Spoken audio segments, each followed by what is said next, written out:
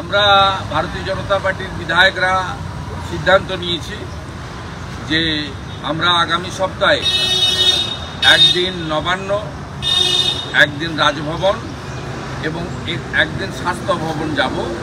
শান্তিপূর্ণ উপায়ে সীমিত সংখ্যায় আমাদের যে ডিমান্ড, স্বাস্থ্যমন্ত্রী তথা মুখ্যমন্ত্রী রেজিগনেশন, এই দাবিতে আমরা 3 জায়গায় যাব, এই সিদ্ধান্ত আমরা নিয়েছি।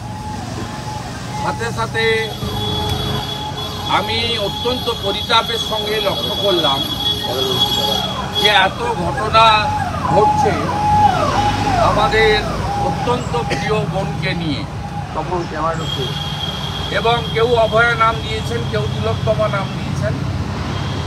আমি আমার এই বোনটির জন্য আমরা সবাই দল, মত, বর্ণ, ধর্ম, সম্প্রদায়ের ঊর্ধ্বেও ব্যথিত, এবং সবাই যারা কোনোদিন রাস্তায় নামেন না তারাও রাস্তায় নেমে প্রতিবাদ করছেন। আজকে গোটা রাজ্য জুড়ে ভারতবর্ষের বিভিন্ন প্রান্তে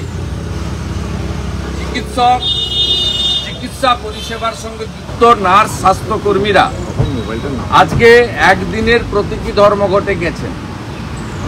আমি অত্যন্ত আনন্দ এবং কৃতজ্ঞ যে কলকাতার বেসরকারি প্রাইভেট হসপিটালের ডাক্তারবাবুরাও আজকে আউটডোর করছেন না।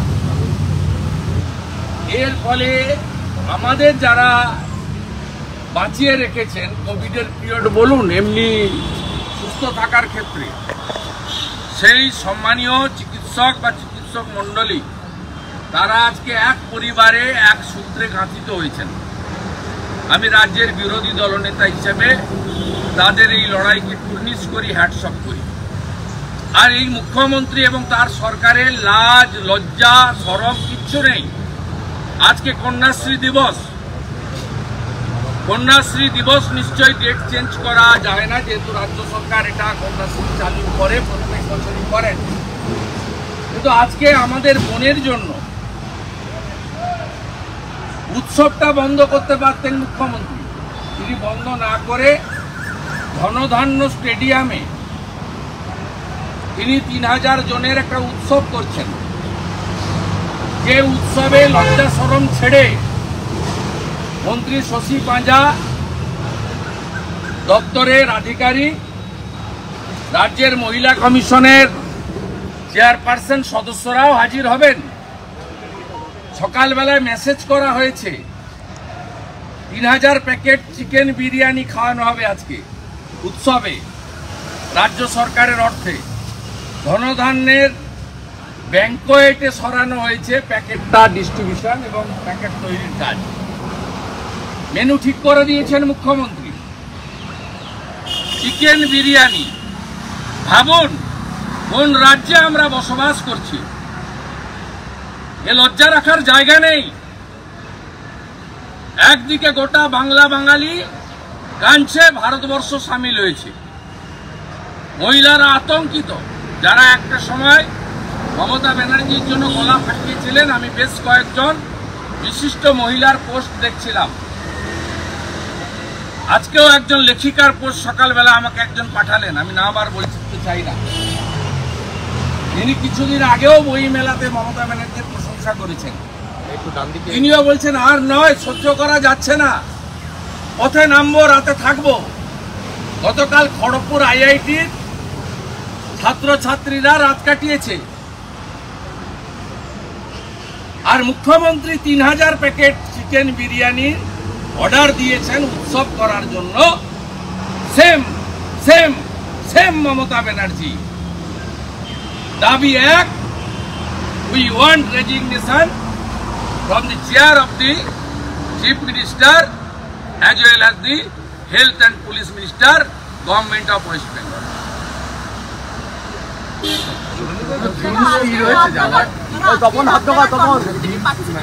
আগামী সপ্তাহে যাবো। স্বাধীনতা দিবস করতে হবে, লড়াইও চলবে। আমাদের বোন, কেউ অভয়া বলুন, কেউ তিলোত্তমা বলুন, কেউ মামনি বলুন, তার লড়াই একটা ব্যবস্থার বিরুদ্ধে লড়াই। এ লড়াই একদিনের নয়, এ লড়াই অনেক দিন চলবে, যতদিন না মমতা ব্যানার্জি প্রাক্তন হচ্ছে।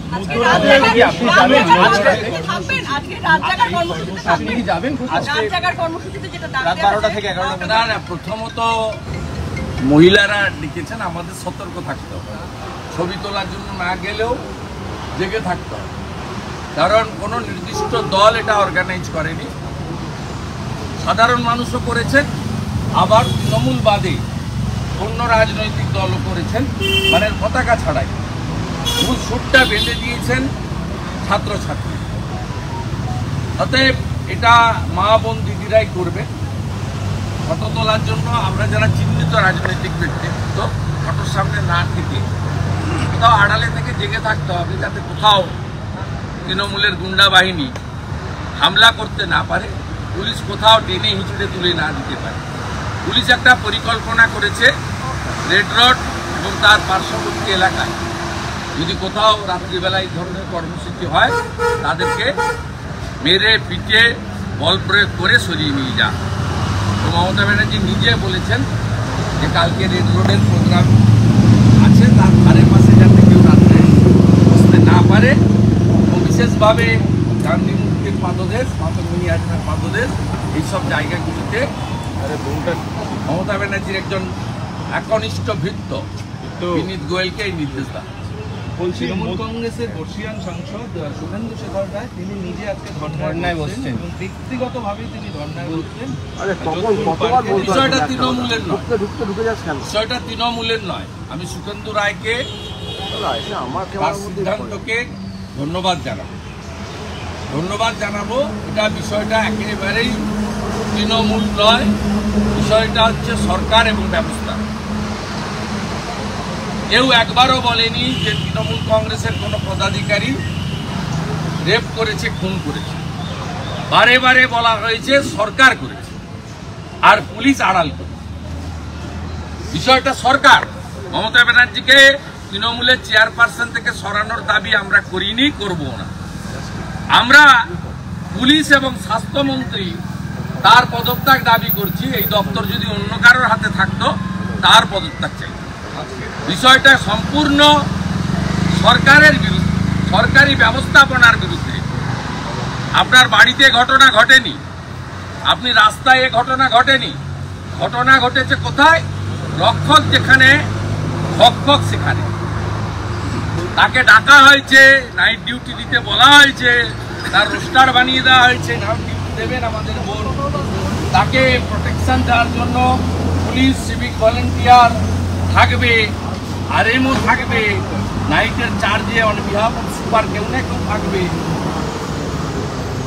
তো বিষয়টা তো ঘটেছে যেখানে তার সম্পূর্ণ দায় দায়িত্ব এক স্বাস্থ্য দপ্তরের সাথে পুলিশ দপ্তর, আর এই দুটো দপ্তরেরই দায়িত্বে মমতা ব্যানার্জি। তাই মমতা ব্যানার্জির পদত্যাগ করে বাড়ি যাওয়ার সময় হয়ে গেছে।